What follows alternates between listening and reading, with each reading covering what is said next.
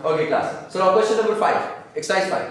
It says manufacturing overhead budget. So it's only about manufacturing overhead. ये जो मैं आपको आज क्वेश्चन दूंगा ना 29 and 31 वो फुल फ्लेज है, starting from sales ending in income statement, sorry balance sheet, ताकि आपकी प्रैक्टिस हो जाए. वो एग्जाम की प्रैक्टिस है, ये भी एग्जाम की प्रैक्टिस है, लेकिन इसमें अलग अलग बजट्स हैं. So you would find this a lot easier than today's assignment. Now what does it say? The direct labor budget of UL Corporation for the upcoming fiscal year contains the following details concerning budgeted direct labor hours. Now these are your budgeted direct labor hours. Labor hours directly से दे दिए. Otherwise हमने देखा था कि labor hours को calculate करने के लिए फिर हमें क्या करना पड़ता है कि पर यूनिट पे कितना आवर लगता है, multiply with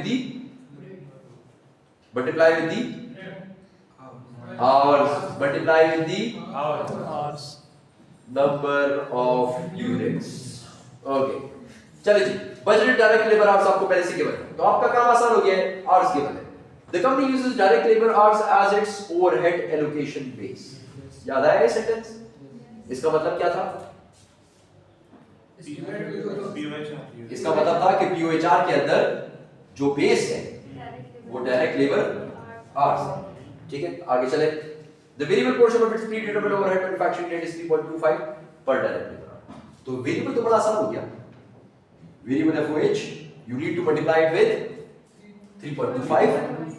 So now you have 8,000 hours in the first quarter. So 8,000 multiplied by 3.25, which will be 8,000 multiplied by 3.25. हाँ, hours already given है ना, ठीक है. और उसने कहा था कि hours की बेस पर है, ये देखिए as its overhead allocation base. तो अगर इस बेस पे है तो आपने रेट को मल्टीप्लाई करना है hours के साथ. Okay, 26,000 full. ओके, अच्छा, इसी तरह सेकंड थर्ड फोर्थ आप कर देंगे. हो गया, आगे चले. And its total fixed manufacturing overhead is 48,000 per quarter. और fixed manufacturing overhead कितना है? Fixed manufacturing overhead is 48,000 per quarter. So this fix would remain same for all the quarters. इसको सबका सेम आप लिख देंगे 48, 48, 48, 48. ये भी हो गया. The only non-cash item included in fixed manufacturing overhead is depreciation, which is 60,000 per quarter. तो आपके पास टोटल मैन्युफैक्चरिंग ओवरहेड कितना होगा? टोटल मैन्युफैक्चरिंग ओवरहेड मेरे पास होगा fix plus variable, which is 48 plus 74, और इसी तरह बाकी भी कैलकुलेट कर लेंगे. ये टोटल है. लेकिन अगर मैं cash manufacturing overhead find out करना चाहता हूं कि कैश की बेसिस में कितना है कैश मैन्युफैक्चरिंग ओवरहेड, तो मुझे माइनस करना पड़ेगा नॉन कैश वाले, which is 16,000. So my cash manufacturing overhead is 74 minus 16, 58,000. इसी तरह बाकी होते हैं, फाइंड आउट कर लेंगे. ठीक, आगे चलें. सर ये कैश वाला समझ नहीं आया. कैश वाला समझ लिया है, तैसीम दोबारा समझा रहा हूँ गौर से. कैश वाला ये था, हमने ये कहा था कि मैं जब भी कोई एक्सपेंस करता हूं, जरूरी नहीं है कि वो कैश में हो, सारा पेबल्स होता है कभी. और फिर इस पर्टिकुलर एक्सपेंस में ये जो पर्टिकुलर एक्सपेंस है depreciation expense, it's a non cash expense. मैं डिप्रिसिएशन चार्ज करते हुए कैश किसी को नहीं देता. मैं डिप्रिसिएशन चार्ज करते हुए क्या करता हूं? What is the entry? What is the entry? Depreciation expense debit, accumulated depreciation credit. So there is no concept of cash. Cash तो है ही नहीं. तो अगर मुझे इसके बाद कहीं पर कैश बजट बनाना पड़ जाए और मुझे कैश की अमाउंट चाहिए, तो मैं ये नहीं कहूंगा कि मेरा एक्सपेंस तो मेरा 74,000 है, लेकिन कैश मैंने 74 नहीं दिया. कैश मैंने कितना दिया? 58. 74 माइनस 16, इस वजह से उस 16 को माइनस करना पड़ता है. अब क्लियर है? जैसी okay. Using schedule 4 as regard to the company's manufacturing overhead budget, compute the company's predetermined overhead rate. इस पे आ. अगर मैंने POHR फाइंड आउट करना है तो अब मैं क्या करूंगा? मैं इस फॉर्मूले को इस्तेमाल करूंगा.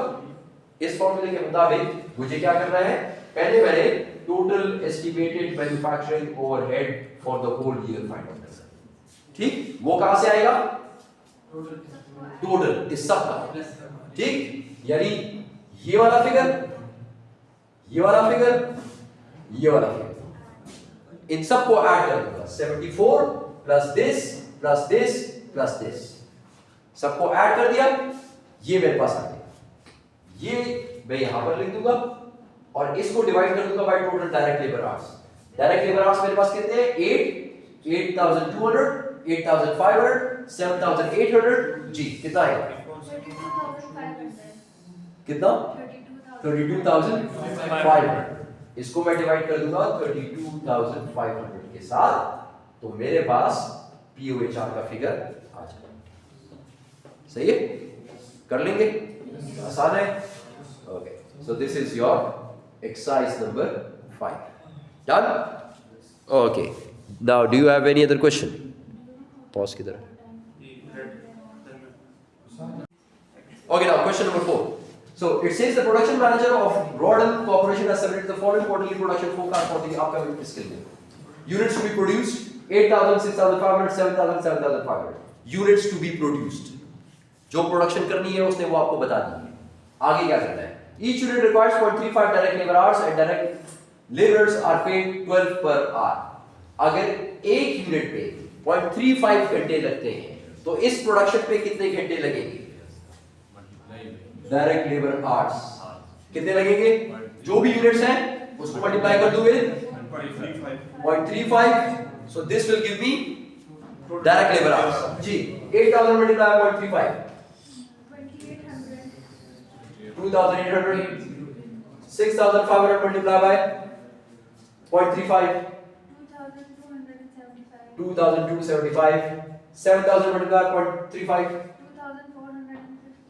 450, 7500 multiplied by 0.35 625। आपके पास डायरेक्ट लेबर आवर्स सारे आ गए, ठीक है, हर क्वार्टर के। अगर आप total for the year find out करना चाहते हैं तो इन सबको टोटल कर दें, दिस वुड बी 10,150 आवर्स। ये पूरे साल के घंटे हैं जो कि आपको चाहिए इस प्रोडक्शन को करने के लिए, ठीक है। एक घंटे के आप लोग लेबर को कितने देते हैं? 12। सही है, ये भी क्लियर हो गया। अब बनाना क्या है? Using schedule 4 as your guide, prepare the company's direct labor budget for the upcoming fiscal year. Assume that the direct labor workforce is adjusted each quarter to match the number of hours required to produce the forecasted number of units produced. Okay? अगर 2800 hours चाहिए और आपने find out करना है direct labour का budget, तो आप लोग क्या करेंगे? ये आवर्स है, वो रेट है, और आपने direct labour cost find out करनी है, तो आप क्या करेंगे? मल्टीप्लाई किसको किसके साथ? नंबर ऑफ आवर्स को with rate which is 12, so 2800 multiply by 12 33,600। Okay ji,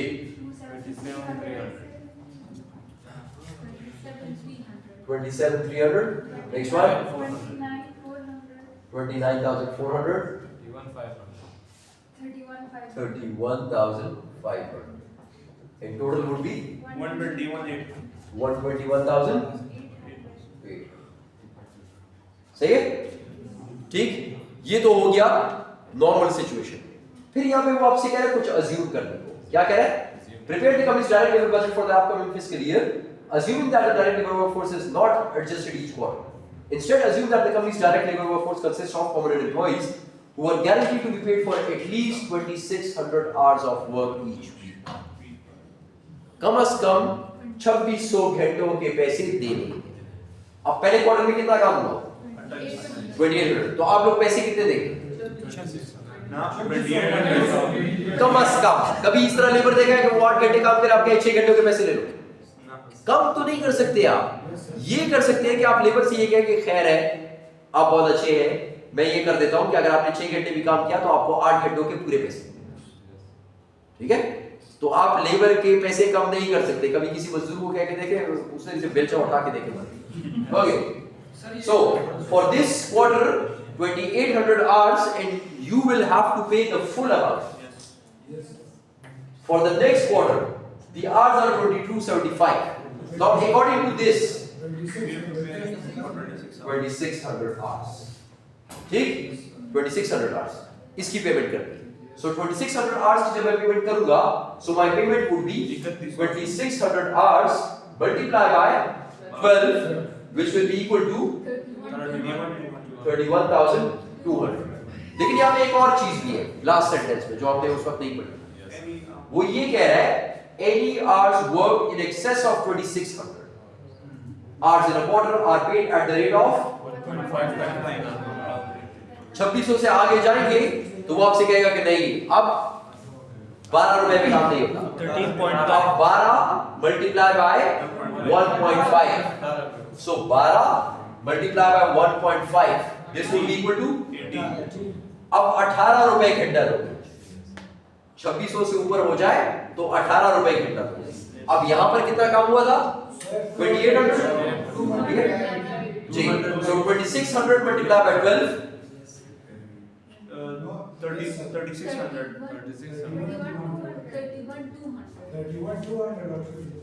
31,200 for 2600 hours, and for the remaining 200 hours, 3600 for the remaining 200 hours, you will need to multiply it with 18. जी 3600 ये हो गया जी। 2450 31,200 आपने कम से कम 2600 की पेमेंट करनी है। और 2600 के वही पैसे आप देंगे which is 31,200, लेकिन जो रिमेनिंग 25 है 450, so now your cost would be 24,800 plus 31,200 plus 31,200 plus 31,650 equals 128,850. Got this idea class? Got this idea? अब अगर मैं आपको एग्जाम बताऊं ना तो एग्जाम इस पहले वाले पोर्शन की तरह नहीं होता, एग्जाम इस वाले पोर्शन, ठीक है? यानी थोड़ा सा मैं आपको कुछ और बताता हूं कि इसको इस तरह कर दे, इसको इस तरह कर दे और आपने वो काम करना, ठीक? यानी बिल्कुल भी सिंपल नहीं होगा, थोड़ा सा twist. Got this idea class? Okay, next इसको पॉज कर दे, पॉज।